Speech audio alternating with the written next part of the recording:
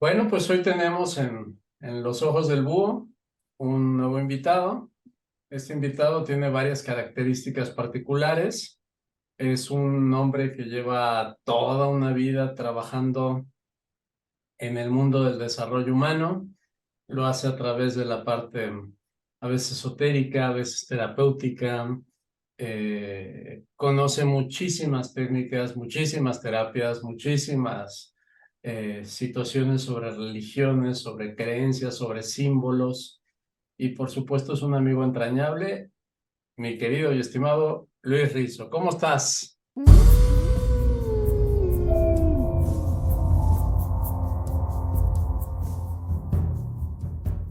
¿Qué tal? Excelente, Gerardo. ¿Cómo estás tú? Bien, también, qué gusto tenerte por aquí. Sí, ¿verdad? Es mi debut en este tipo de formatos, ¿no? Pues bienvenido y esperemos que sea algo muy divertido. Yo también estoy Ah, inaugurándome en podcast, entonces estamos a mano. tengo muchas dudas, pero bueno. Bien, eh, una de las cosas que por supuesto me llama mucho la atención y como lo habíamos mencionado, es la posición, por ejemplo, de Plutón en la vida de una persona. En tu caso, como lo hemos visto y lo hemos tratado, tú eres un nativo de Plutón en casa uno. ¿Cómo se vive? ¿Cómo dirías que es esa visión en la vida?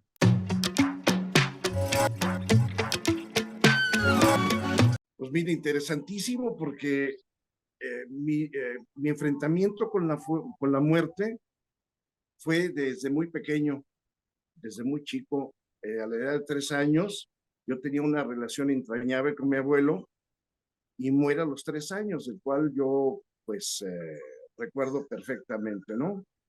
A los 6 años aproximadamente tuve un accidente muy, muy fuerte en donde pues presencié un degollamiento. Wow, Eh, Esto fue mucho, también mucho, muy fuerte. Y entonces de alguna manera mi infancia fue mm, impregnada por esos hechos. Eh, pues la verdad me impactaron muchísimo. ¿De qué manera influyó la muerte en todo lo que hago? Fíjate bien, o sea, Plutón para mí o para nosotros representa un proceso de destrucción y de renovación, de regeneración. Entonces me pasaba una cosa muy curiosa porque yo prestaba atención, mucha atención a las casas viejas o destruidas. Y entonces yo les veía un grandísimo potencial de convertirse en algo fabuloso, grandioso, ¿no? Entonces esta situación yo la empecé a aplicar en mi vida, en mi espacio, y empecé a reciclar muchísimo material uh, y me dediqué de manera inconsciente, porque esto es algo muy importante, a plasmar mi carta en mi lugar. Fue algo extrañísimo porque un día me caí el 20 y digo, ah, caray, estoy de una u otra forma manifestando mi carta aquí. No solamente mi sentir o mi concepción del arte, sino ya situaciones muy, muy interesantes y profundas de mi carta, ¿no? pero esa anécdota es extraordinaria. Según entiendo, y es lo que me has contado en charlas que hemos tenido, un día amaneces en el garage de una casa de la familia. Así es. ¿Y qué pasa por tu cabeza estando en ese garage? Pues hace cuenta, era prácticamente una tripa. Y yo decía, bueno, puede tener potencial de algo muy padre. Era una cremería en la parte del fondo, había una cámara de refrigeración, que tarde o temprano la convertí en una recámara, pero digamos que inmediatamente se me prendió el foco y empecé a idear una serie de conceptos que habían pasado por mi mente, pero con el paso del tiempo pasaba algo muy curioso. Pintaba una pared, un mural, y siempre dejaba un espacio vacío, o sea, un espacio incompleto. Y algún día me pregunté, bueno, ¿y por qué no lo termino? Porque me causaba una cierta angustia decir, ya terminé todo, ya no Claro, tengo ya más. termina, pinta todo de azul y se acabó, ¿no? no, como la inquietud siempre de estar pintando algo teniendo un espacio, ¿no? Y ahí, por ejemplo, entramos a otra parte que me fascina de tu carta, porque tú tienes ese Plutón en casa 1, pero tienes a Venus en casa 4, y creo que la casa 4 es la que me llama poderosamente la atención de tu diseño y de esto que estamos hablando, de este garage, que era un Pero poco fíjate, cremería y era un poco desastre. final de la casa 4, principio de la quinta, en conjunción con, con Júpiter, y un poquito adelante está Saturno. Todo esto aspectando a Mercurio conjunto a Neptuno y al ascendente, al nodo y a Plutón. O sea, es, Exacto, pero digo, la materialización se da en esa casa 4. ¿De cuántos años estamos hablando cuando te dan el garage así como estaba? pues, hace que veintitantos, quizás 22, 23 años, no sé. Exacto.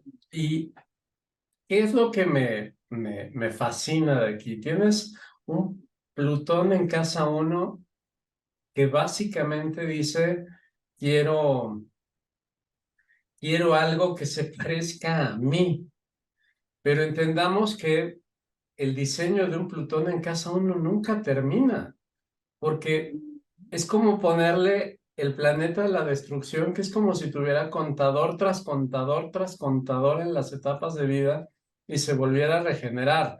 ¿Cómo dirías que se vive eso? Construyo algo, diseño algo, me gusta y al rato lo transformo en otra cosa y al rato en otra y en otra y en otra y en otra y en otra. Entonces, digamos que nunca, no, de hecho, no me gustaría llegar y completar el espacio de manera total. O sea, no, porque yo considero que en la vida tenemos que ir cambiando, tenemos que ir modificando mucho nuestras conductas, nuestra forma de ser. Y entonces el espacio, mi espacio es una manera de manifestar por qué estoy viviendo, para qué estoy viviendo, cuál es mi circunstancia, qué es lo que pienso, qué es lo que siento incluso, ¿sí? Y entonces a mí me sirve de ejercicio porque de una u otra manera medito después de, ah, caray, ¿por qué hice este cambio? Y ya, digamos, algo que fue completo y absolutamente inspirado. Y después me cae el 20 de por qué lo hice. Reviso mi carta de tránsito o la progresada o incluso hasta la natal y me doy a mí mismo una explicación. Entonces, para mí es como proyectar hacia quien viene aquí, quién soy en toda la extensión de la palabra o de la expresión, pero sobre todo expresármelo a mí mismo, porque forma parte de un entender día a día quién soy y hacia dónde voy, ¿no? Eso es lo que me parece más fascinante de Plutón en casa 1. Si yo hoy te preguntara, Luis, ¿en qué porcentaje tú dirías yo ya estoy definido de quién soy? ¿Qué me contestarías? No, no lo estoy porque constantemente me estoy renovando, o sea, constantemente estoy cambiando, transformándome, ¿no? Quizás, digamos, aspirando al ser, a mi propio ser, pero comprendiendo de que para llegar a él tengo que quitar de mí muchas cosas que no son mías, deseducándome, entre comillas, desdomesticándome, quitando de mí muchos elementos y, y entendiendo que vengo a representar un rol, un papel, un personaje, pero que yo no soy ese personaje, ¿sí? Digamos, yo Interesante. personaje, pero mi ser está detrás de todo esto, ¿no? Por ejemplo, algunas batallas de desprogramarte a ti mismo, ¿nos puedes contar algo, algo Sí, que hayas dicho, esto me llevó tantos años, casi que fue como mi etapa, no no me llevó sé, muchos años. No, no me llevó muchos años. Fíjate que tuvimos una reunión de compañeros de la escuela y entonces alguien que menciona, uy, el colegio fulanito de tal, mi alma mater, le debo muchísimo. Yo volteé y le digo, ¿y sabes qué? En buena onda, Yo no le debo nada porque pagué todas mis colegiaturas, ¿eh? Si no las pagué yo, las pagó mi familia. Pero yo no, yo a mí no me debe, yo no le debo absolutamente nada, ¿no? Porque se Claro. trataba de, yo estaba pagando. Entonces, desde muy chico, tuve una cierta claridad con respecto a ese tipo de cosas, ¿no? Y siempre, pues, el cuestionamiento constante de ese tipo de valores, ¿no? O sea, es como etapa que dejas, se fue. Fíjate, fue algo muy curioso porque el espacio anterior que yo ocupaba, había pintado yo murales y estaban padrísimos. Y entonces alguien me dice, es que no debiste hacerlo. ¿Por qué? ¿Por qué en la pared? Porque eso no te lo puedes llevar. Es que es precisamente por eso que lo hice. ¿Sí? O sea, ¿para qué? Para dejarlo atrás y dejarlo quizás como un testimonio de alguien que vivió ahí. Ya sabrá la gente qué hace con ello. Pero no traerme conmigo, eh, digamos, a mi actualidad, cosas que hice o que me representaron hace 30 años. Entonces, de alguna manera, la conciencia de que todo lo debemos dejar atrás, ¿no? O Es sea, parte es como si en lugar de tatuarte el cuerpo, te tatuaras la pared. no, porque resulta que acá pinté otros murales, por lo tanto, ya significaría que traigo tatuadas otras cosas, Exacto, pero a ¿sí? lo que voy, en lugar de tatuarte el cuerpo, te tatúas la pared y si hay un cambio de casa, se acabó esa etapa en tu vida, ya no se lleva, ya la vaciaste ahí, en Ya fin. no hay hoja, ya no hay vuelta de hoja.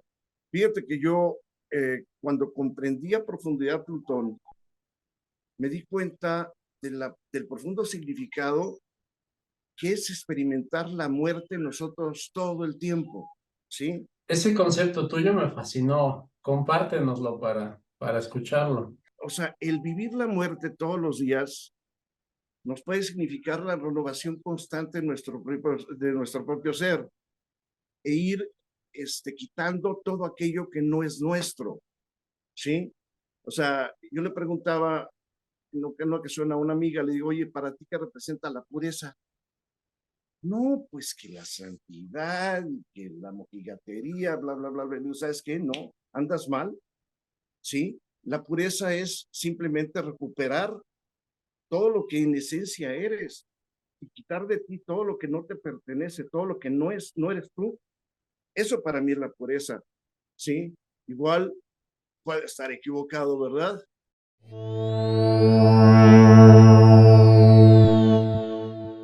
Para Pero mí, a ver, eso me surge una duda con Plutón.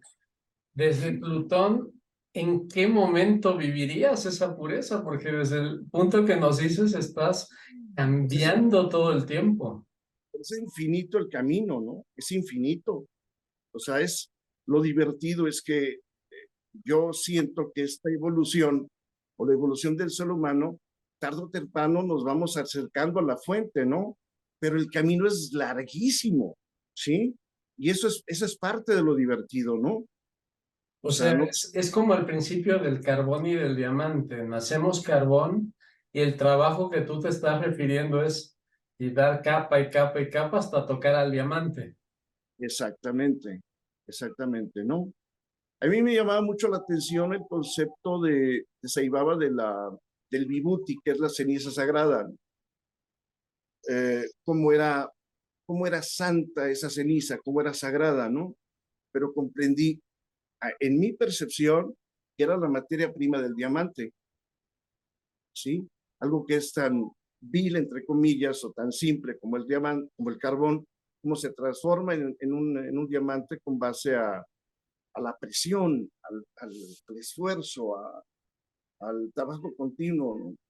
Bueno, yo tengo que reconocer que mi primer acercamiento con Shiva, el dios de la muerte, lo tuve a través de conocerte. Tú fuiste el que Ujú. me transmitiste esa idea.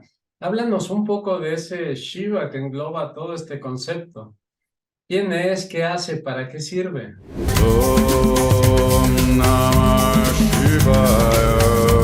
Brahma, Shiva y Vishnu la analogía Dios Padre, Dios Hijo y Dios Espíritu Santo. Quien le corresponde, por analogía, Shiva es a Jesús, y Jesús es el Dios de la muerte. Ok. ¿Sí? Encarna la muerte misma y la transformación. De hecho, su propuesta de muerte es transformadora, ¿sí? Él planteaba la muerte desde un punto de vista completo y absolutamente distinto a lo que lo hicieron todos los demás. Entonces, él encarna la muerte y también Shiva encarna la muerte, y entonces Shiva se dice que danza todo el tiempo, está danzando, ¿sí? Y en esa danza él transforma el universo, le da fin a muchas cosas para dar principio a otras, ¿no? Y aquí se equilibra o se complementa con Brahma y con Vishnu, que viene siendo la parte creadora y la parte renovadora. Entonces, Shiva nos representa a nosotros mismos como seres humanos, como hijos de Dios, ¿sí?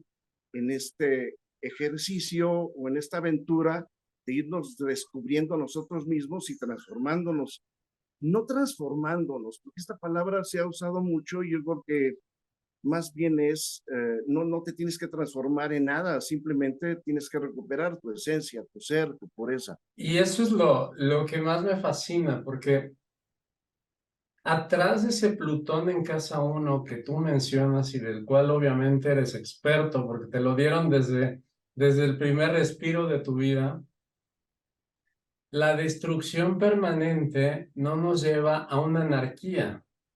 No, No no, es no, como, yo recuerdo que había un concepto si mal no recuerdo, de Leonardo da Vinci, que le hablaban porque tenía o Miguel Ángel creo, tenía unos talentos impresionantes en escultura. Entonces le decían que cómo le hacía para dejar esos bloques de piedra de esa manera a casi personas perfectas. Y decía, yo no hago nada, yo solo les quito lo que les sobra. es una labor plutoniana totalmente la que le hacía, ¿no? Con aspectos muchísimo a Saturno, de alguna manera Venus también, o sea, digamos que ese concepto de quitarle aquello que no es a lo que está, es algo sensacional, la verdad, ¿sí? Es No, y como, de hecho es lo que justamente transmites a través incluso de ti. O sea, el que venimos, no sé si llamarlo contaminados o con sobrantes o con cosas así, y que la labor es llegar a la pureza, pero la pureza no es como virginidad, sino la pureza es la esencia, lo que verdaderamente somos. así es, así es. Entonces, pues es interesantísimo cómo se puede comparar la religión hindú con la cristiana y se establecen, hijo, una relación fascinante porque te das cuenta que finalmente el pensamiento más puro, más humano es universal y no tiene tiempo. Entonces, los tiempos de Shiva fueron mucho más anteriores a los tiempos de Jesús. Y simplemente Jesús vino otra vez a darnos el mismo mensaje, con otras palabras, para ser entendido de mejor manera, pero prácticamente es lo mismo, es exactamente lo mismo. Pues de ¿Qué hecho, yo ¿no? englobaría el mensaje de Jesús como ama al otro como quieres ser amado tú mismo. Y, Exacto. y cuando alguien nos dice eso, suena a un tratado de cortesía, pero va mucho más allá. Si yo Soy quiero ser respetado desde mi individualidad, exacto. ¿cuánto crecimiento personal no tengo que tener para respetar al otro desde la suya?